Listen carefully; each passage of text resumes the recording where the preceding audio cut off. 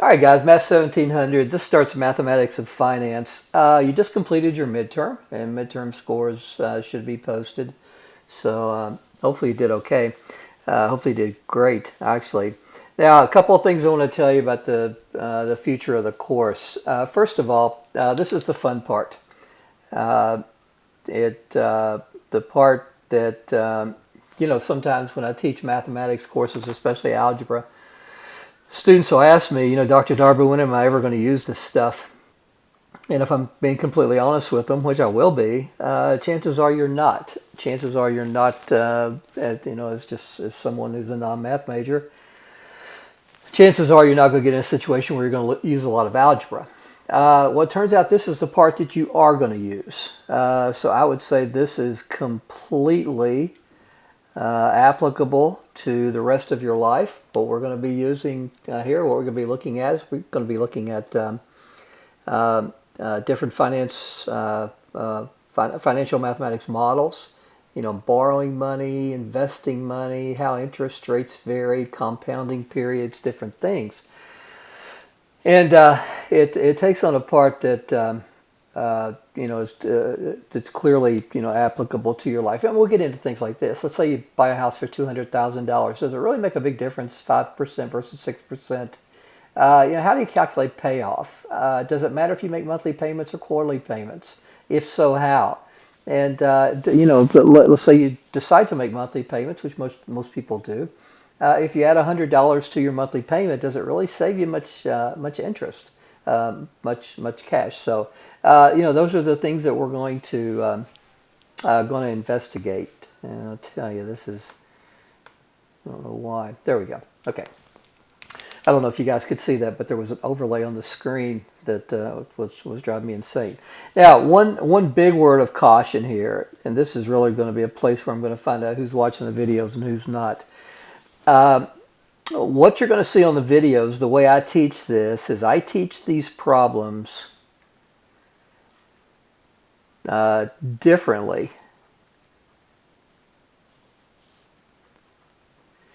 than does MyMathLab, the textbook that we use.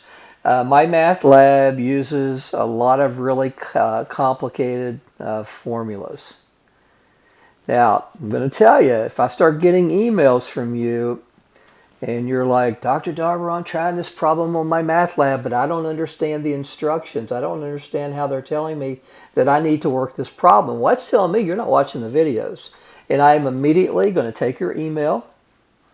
So this is email from student who is not watching the videos. And I am instantly going to put this thing into what I call my trash.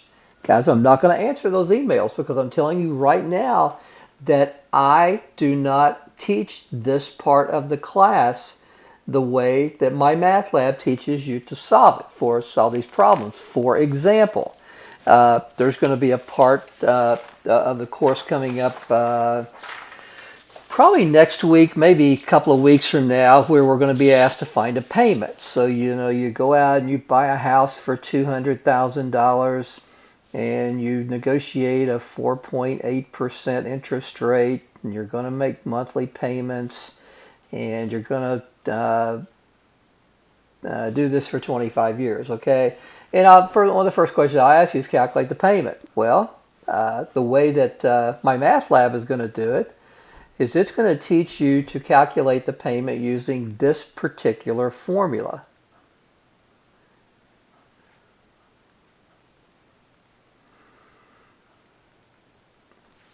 And R is your interest rate. N is the number of times compounded. If it's monthly, this N right here would be 12. Get into a negative N times T power. Guys, I don't teach it this way. And again, if I get an email from you saying, well, I don't understand this formula that they're showing me on MyMathLab, I'm going to just take you to the trash. I'm not going to, because I'm telling you right now, I don't teach this class that way. I will teach you on your TI-84 calculator how to use something called a TVM solver. It will solve these types of problems in about 1/10 of the time using the TVM solver than what they teach you in MyMathLab, the textbook Barnett Ziegler, and I forget the other person's name, like that. So guys, again, if you start sending me emails like that, I'm just going to trash it, because that shows me you're not allowing me to teach you. You're trying to take the easy way out and not watch the videos, go directly to the homework assignments. Then I'm just not going to respond. I'm just not, because I'm way too busy, and that tells me you're not holding up your end of the bargain. Well, anyway, guys, what we start today is we start again mathematics of finance, and I think again the reason this Math 1700 has become such a popular course when I teach it, I get a lot of positive feedback on this course. It's not because of linear programming. It's not because of matrices, although matrices are kind of cool. It's not because of systems, linear equations, or exponential functions, or cost revenue. None of that. It's because of this stuff right here. It's because students really do like learning stuff that directly applies to their life. And this stuff has a direct application to you. I'm going to teach you how to be a millionaire. I'm going to teach you how to save all sorts of money. And when you become this multimillionaire and this business entrepreneur based on the stuff that I've taught you in 1700, well, always remember Dr. D from Math 1700, all right? And if you want to like set me up on a big fancy smancy vacation, that would be really cool too. All right. Guys, what's up with this mathematics of finance? Well, the first thing that we start with is the calculation of interest. And there's two ways that we can calculate interest. One of them is called a simple interest calculation, and another is called a compounded interest calculation plan. Now, depending on what you're doing, dictates which one of these that you want. So let's say we are calculating via simple, or we're calculating our interest versus a compounded. So interest is always money, okay? Now, if we're investing money, then the interest is what the bank or the, whatever, could be stocks, bond, whatever it is. Whatever you're investing, interest is what the company is paying you to use your money. So you give them $10,000. They're going to give you, say, 2% a year.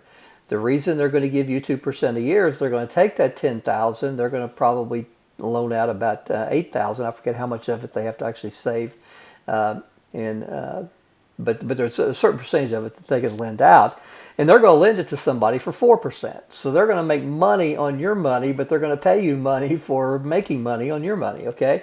Well, guys, if you're investing money, simple interest is bad. You don't want to get simple interest on an investment.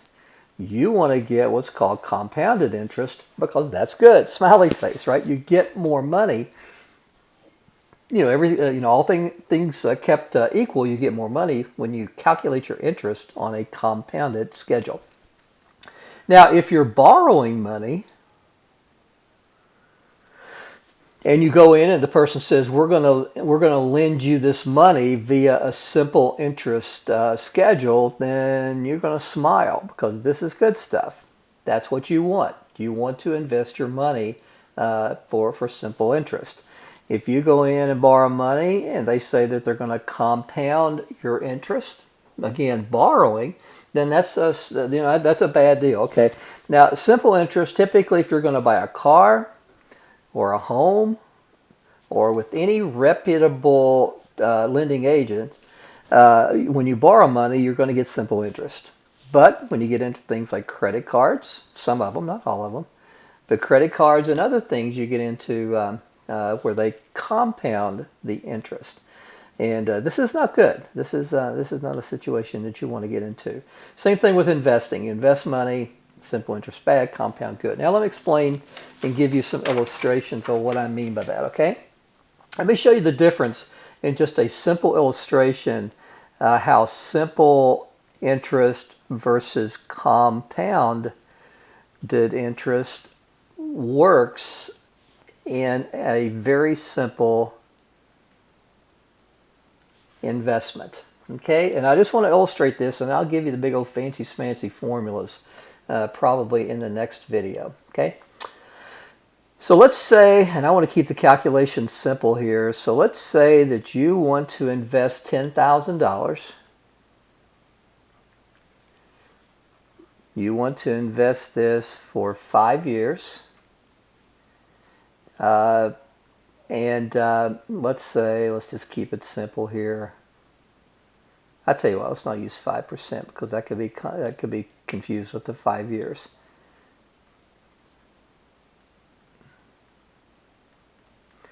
And they're going to pay you 3% interest rate on your money. Now, here's the way that the simple interest is going to start. You're going to start out with a particular period, we'll call it. So we're going to do this for 5 years. So I'm going to call these, actually I wouldn't put start there, I would call these the periods. In this case, the periods are just the number of years. So this is what we start out with each year. So the first year we started out with the 10,000. And the next thing we can do is we can calculate the interest. Well, the interest here is going to be the $10,000 times the 3%. And guys, remember, we can't multiply by the 3. We have to multiply by the decimal of the percentage. So we have $10,000 times 0.03. Our interest for that particular period would be $300. So at the end of the period, you could say that we have $10,300. Now, the way simple interest works is it starts out, the second period starts out with the same amount of money that you started out with in the first period of the 10,000.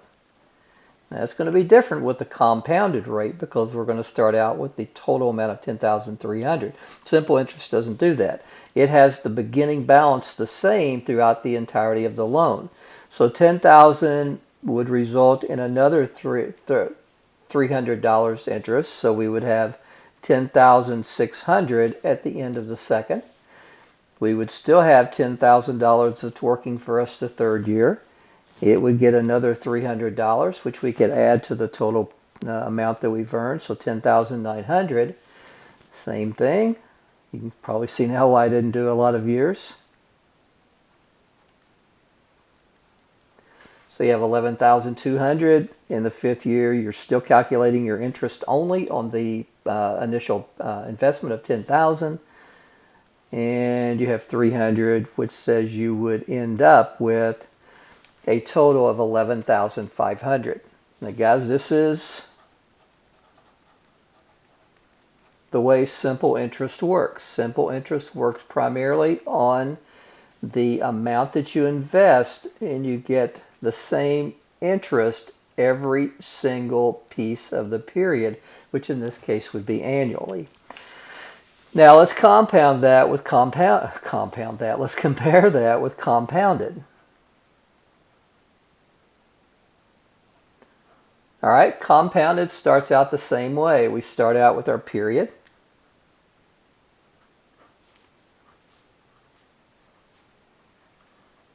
And we're looking at 5 years. And we start out with our original investment of, for this problem, $10,000. Now, we still have our interest here that we're going to calculate. And our interest is still $300. But then, just like before, we end up with the 10,300, but what happens next is this 10,300 becomes our beginning balance for the second period. So our beginning balance for each period is not only the amount of money that we have invested, but it also includes the interest that we have earned. So the $10,300 becomes the beginning balance for the second period. So the interest here is $309. So add the 309, we get $10,609 as the ending balance. Now, Before, that was just 10,600. So it's $9 more because we're doing a compounded interest calculation instead of a simple interest. So this 10,609 becomes the beginning balance for the third period. Now I'm doing all this on my calculator. So the interest that you get in the third year is 318.27.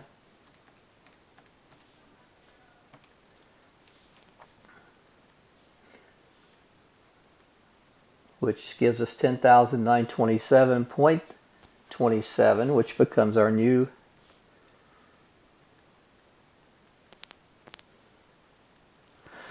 beginning balance for period 4. Multiply that by 0.03. And you can see that our interest increases every single period, whereas in the simple interest, you could see that it remained constant at the 300. So the compounding is going to become advantageous to us, okay? So let's add 10,927.27 to that. So here we get 11,255.09. That becomes the new investment. So guys, the interest compounds because it's compounded because not only is the interest being calculated on the principal of 10,000 each year, but it's also calculated on the interest that has compounded over the life of the loan. So 0.03, we're going to end up with 337.65. So if we add that to 11,255.09, is that right? Yeah. We end up with a balance of 11,592.74. Now guys, this was versus, for the simple, we ended up with 11,500.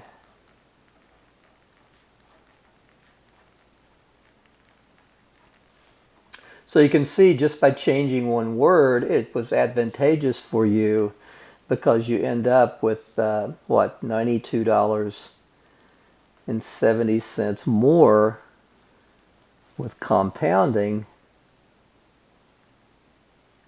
interest than with simple interest schedule. Now, not a lot, but you know, over 5 years, I mean, this is not a, I mean, $10,000 is a lot of money for most of us, but it's not a tremendous amount. 3% is not a tremendous amount of interest, but you can probably even, if you've got just an ounce of quantitative literacy, you can look ahead and see, well, what if I was like buying a house over 30 years and did monthly payments where my compounds would be monthly? What the difference would be, and it would make a substantial amount. So guys, keep this in mind. I'm going to use this as an illustration just in a second. Now let's look at another compounded example. So let's say we keep the same $10,000 and we're still at 3% for 5 years, but we want to look at a monthly compound of our money. So our interest is compounded monthly instead of annually. Now, when it's compounded monthly, that just tells us that our periods, well, I promise you I can spell, I just can't write. Our periods are per month instead of per year. Now, in this example right back here, we were compounding everything yearly, so we just had 5 periods, because over 5 years, if you compound annually, there are 5 points at which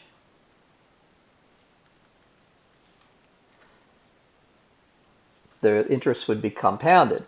But if we're looking at 5 years with monthly compounds, then we would have 5 times 12 compounds. So 12 compounds per year for 5 years, we would have a total of 60 total periods. Now what would happen again? We would start out with our investment of $10,000, but our interest calculated right here is only going to be for 1/12 of a year. So guys, enter into one of the most important formulas that we will use in a simple interest. Well, it's even compounded, but this is kind of where simple interest meets compound, because simple interest will apply for the period, but the overall interest will be compounded. So for this particular period, we will calculate the interest by going, the interest is the principal, which is 10,000, times the rate, which is 0.03, times the time, which is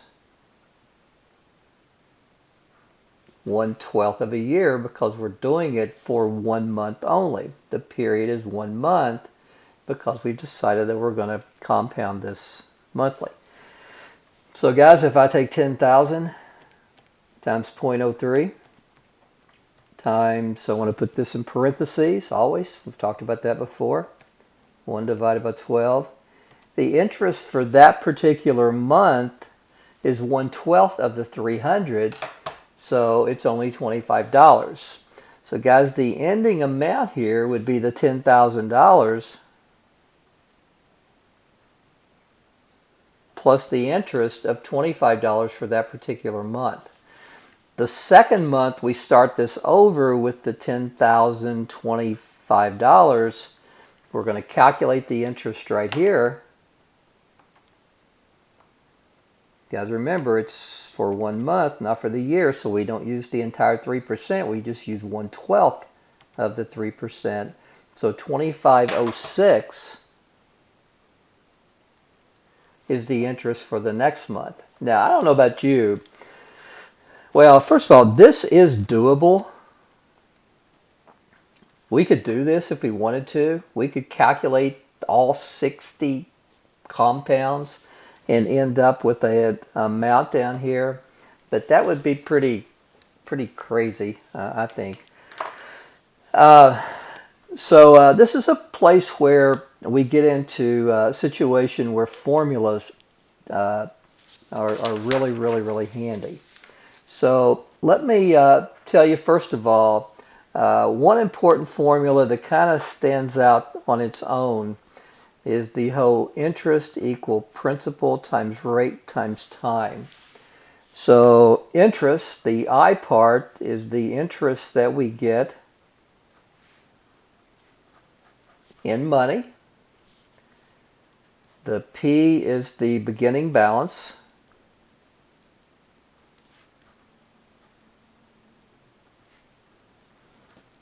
In money, we call that the principal.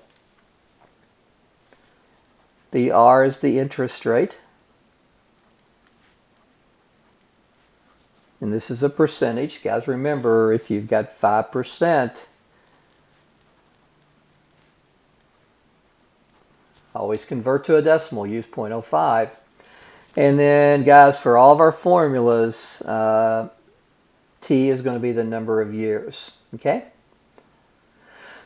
So that's kind of at the cornerstone, at the hub, at the core, if you will, of all the formulas that we use from here on out. Now, calculate ending balances.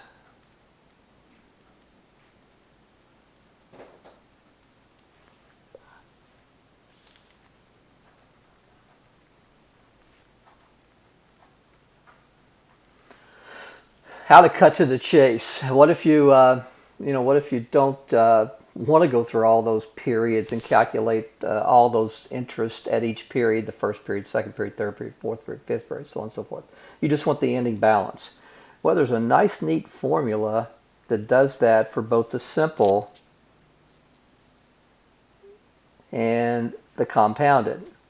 The simple interest formula looks like this. It's common in financial mathematics to let A stand for the ending balance.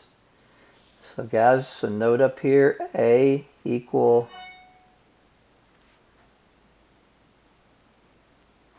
the ending balance.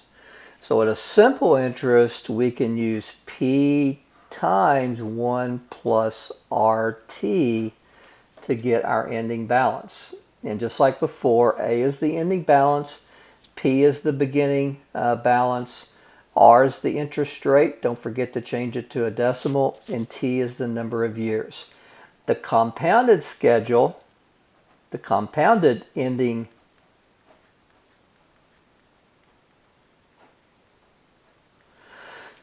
is A equals P times 1 plus R over N raised to the NT power. Now, let's go through this with each one of these and see what we had. First of all, for the simple interest, we saw that $10,000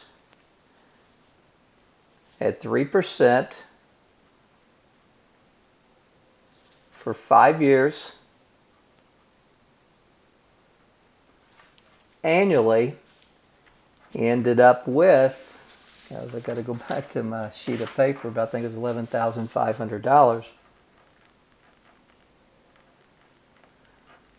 Saw that earlier, didn't we? The formula would be A equals P times 1 plus R times T. So the P in this case was 10,000. The rate was 3%. The time was 5 years.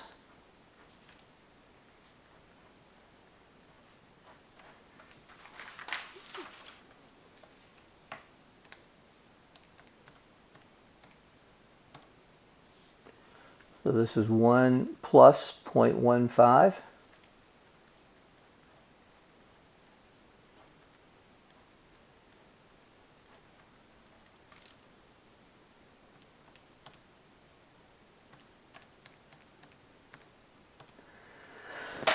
Gives us our $11,500 as we saw when we did it by hand.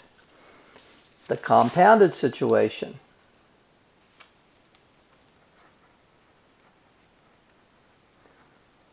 Now, we did two situations here. We did two, but we didn't go ahead and figure one of them out. But nevertheless, we still had the $10,000 that was invested. We still had the 3%. And we had the 5 years. The first thing we did was where the compound was 1 time per year. And obviously we would call that an annually compounded. The interest rate here is A times P times 1 plus R over N to the NT power. So next thing we're going to do is just fill in. Our principal is 10,000. Our 1 plus, our rate is 0.03. Our N is 1 because we compounded 1 time per year. Our N is 1. And our compound is 1 times 5. So to clean this up a little bit, so we're going to have 10,000. 0.03 divided by 1, we just get 1.03 in here. And of course 1 times 5 is just equal to 5. So guys, if you can put 10,000 times 1.03 raised to the 5th power. Let me show you the way I put that in my calculator. We get 11,592.74.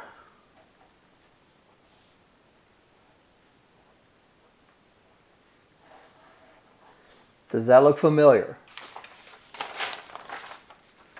It's exactly what we got back here. 11,592.74 without going through each of these and calculating the interest for each period. Now, the next problem that I had you consider, we didn't figure it out. We didn't go ahead and do it out by hand, but I started this one. What would happen if we'd done this entire 60 periods? Well, that would have been a pain. I don't know about you, but that would have been a big pain for me because I don't like that kind of stuff. So what would our ending balance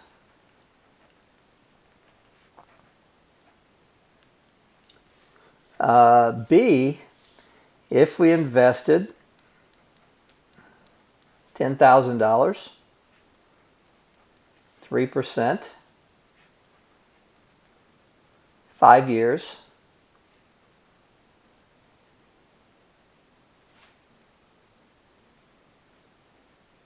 but we were compounded monthly? The guys compounded monthly is what? N equal 12. So guys, we'd use our formula.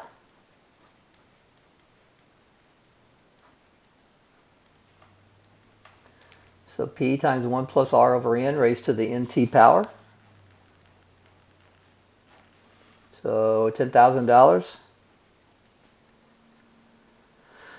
Our interest rate's 0.03. Our compounds are 12.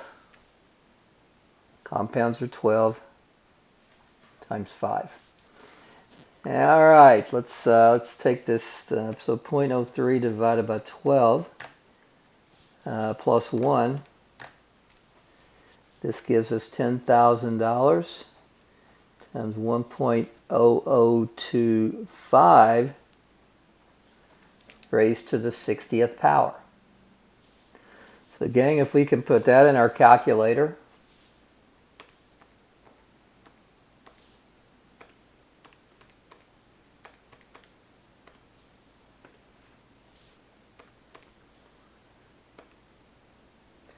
we get 11,616.17. People are always asking me, Dr. Darber, where do we round? Well, guys, when you deal with money, it's pretty obvious. You round to 2 places. So notice that compounded monthly for this situation that we have we've created here, where we have looked at compounded interest.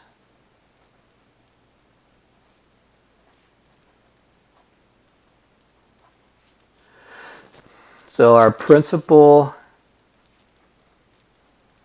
is $10,000. Our rate is 3%. And our time is 5 years. Well, let's see what happens here with our compounds. So we started out with yearly. In that case, n is equal to 1. And in that case, we ended up with, how much money was it? 11,592.74. We did monthly, where our compound was 12. And in that situation, if I can find it, that's right here, we ended up with 11,616.17. Now, just for the heck of it, just to see if we're making any connection whatsoever,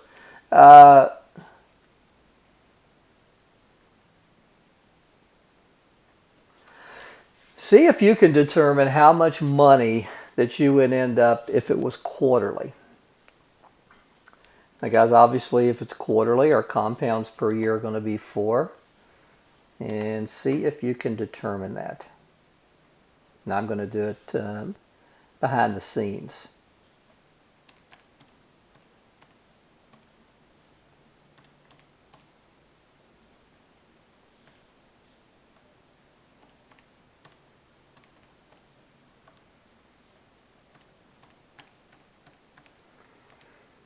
Now, I don't know what you come up with, but I came up with something wrong.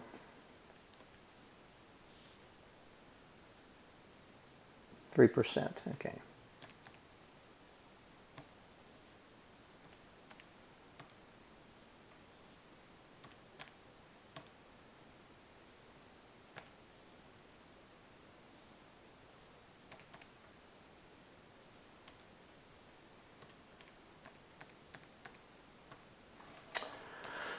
Well, guys, I come up with $11,611.84. Now, how did I do that? Well, I used the formula. So my ending balance, and guys, this is for quarterly, would be 10,000 times 1 plus 0.03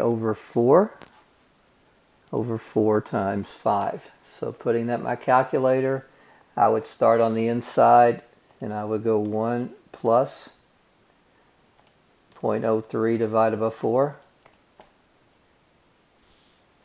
raised to the 5 times 4 power. And then multiply by the, so I get 11,611.84. Now, what kind of conclusion can you make here now? As the number of times that we compound increase, what happens? Our ending balance increases, right? Now, I guess one of the biggest, other than getting something compounded continuously, would be compounding your interest daily. And you would think that compound daily would be 365, but they're not. We don't have 365 days in a year in the business world for some crazy reason. I actually looked it up one time and I forget what I found. But for some crazy reason, I found out that in the business world, when you compound things daily, you use 360. So guys, if you're going to use 360, if we're going to calculate that, which we're going to, then my ending balance would be $10,000 times 1 plus 0.03 over 360 raised to the 360 times 5 years. So if we can put that in our calculator without doing something crazy, it works out easily. Okay. Now what I always do here, when it gets more complicated, I take more steps. And I work with this fraction first, and then I'm going to add 1, and I'm going to raise the exponent. So what I would do here is I would do 0.03 divided by 360. I'm going to leave it in my calculator. Okay. I'm going to add 1. So just hit plus 1. And I have this. No rounding, because the more, the earlier I round, the more of an approximate answer I'm going to get. Now I want to raise this to the 360 times 5 power. Now if yours doesn't do this, if yours keeps this on the same line, then you're going to have to come in here and put this in parentheses.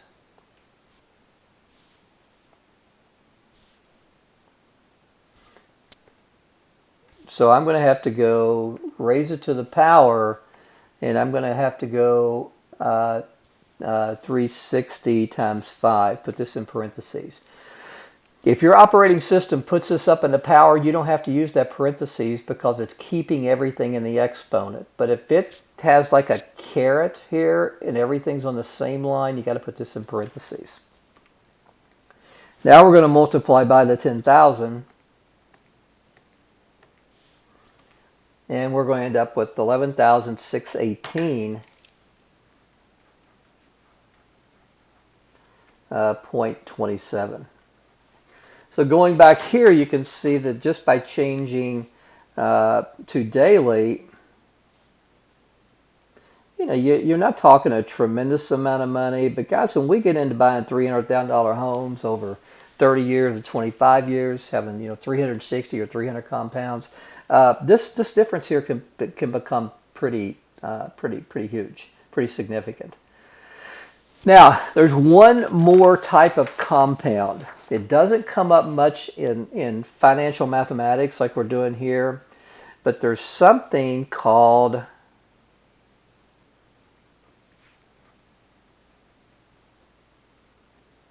continuously compounded. So if you can talk a bank into not only, the worst case scenario is compounding annually. Next case, probably be biannually. Next place, quarterly. Next, monthly. Even better is daily. If you can get it down to hourly, Even better, if you can get it down to compounded continuously, that means some little guy or some little woman or whatever's in the back there just compounding your interest every single millisecond. I call this a shampoo formula. Forget that.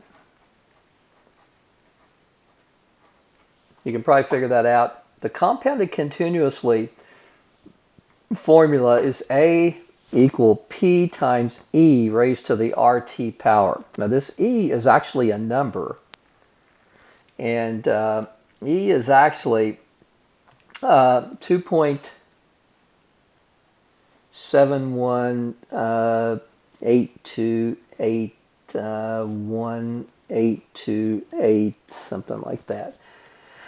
And it's really easy to find on your calculator. You've got actually an E key somewhere, if I can find it. Right here. If you look right above the natural log, you'll see e to the x.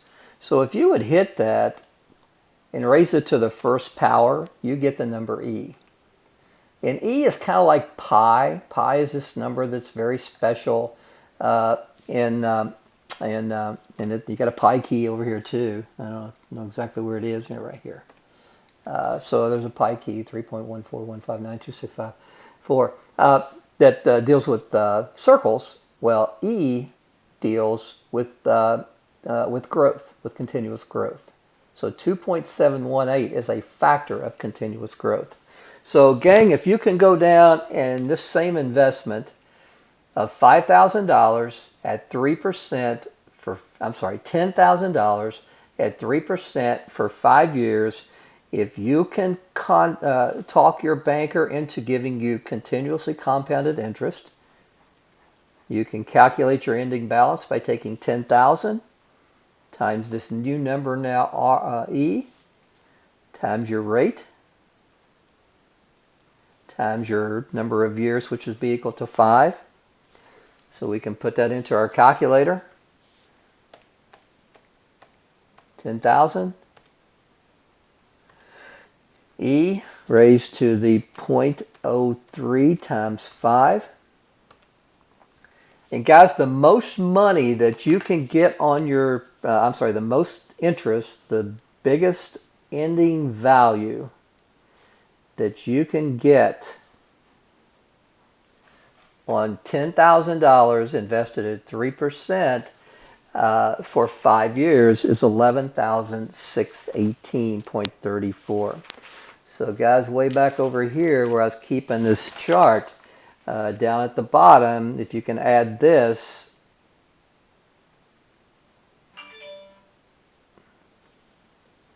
continuously, the very most that you could get is this amount right here.